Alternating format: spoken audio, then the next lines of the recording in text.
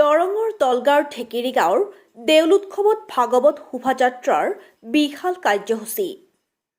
দলগাঁৱৰ ঠেকেৰী গাঁৱৰ শতপত্ৰ সনাতন ধৰ্মচক্ৰ মন্দিৰত দেউল উৎসৱৰ আয়োজন।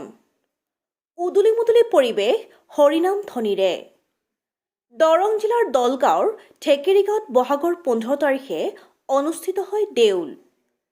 দেউলৰ সমান্তৰালকৈ অনুষ্ঠিত হয় মেলা। আজি নাম প্ৰসংগৰ উপৰিও ভাগৱত শোভাযাত্ৰাৰ বিশাল আয়োজন কৰা হয়।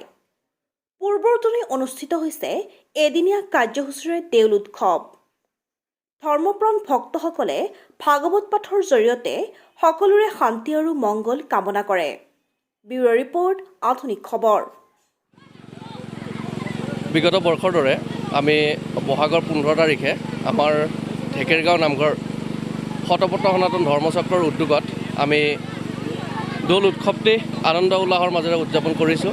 আৰু এইবুলিও আমি পিছপৰা নাই, যিহেতু আমাৰ উৎসৱ। আমি লগতে আমি ভাগৱত আমাৰ যিটো শোভাযাত্ৰা কাৰ্যসূচী, আমি ভাগৱত শোভাযাত্ৰা কাৰ্যসূচী আমাৰ হাতত তুলি লৈছোঁ। ইতিমধ্যে আমাৰ ভাগৱত শোভাযাত্ৰা হৈ আছে আৰু কিছু সময় আমাক লাগিব। আৰু ইতিমধ্যে আমাৰ ভক্তপ্ৰাণ ৰাইজ আমাৰ মাজত আহি উপস্থিত হৈছেহি। আৰু এই সুযোগতে আমি আমাৰ সাংবাদিক বন্ধুকৰ্মীসকললৈ আমি আন্তৰিক ধন্যবাদ অথবা শুভেচ্ছা জ্ঞাপন কৰিছোঁ।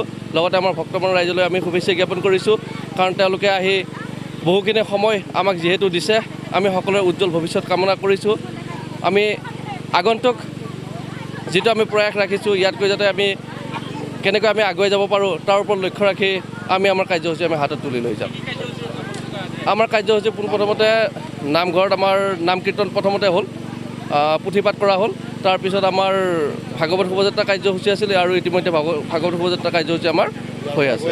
আৰু ইয়াৰ পৰা গৈ আকৌ পুনৰ আমি গোসাঁইক আমি আমাৰ নামঘৰত স্থাপন কৰিম। স্থাপন কৰি আকৌ নামঘৰত আমি নাম কীৰ্তন গাম। নাম কীৰ্তন গোৱাৰ পিছত আকৌ পুনৰ আমি আমাৰ মণিকূটৰ ভিতৰলৈ আমি গোসাঁইক পুনৰ লৈ যাম।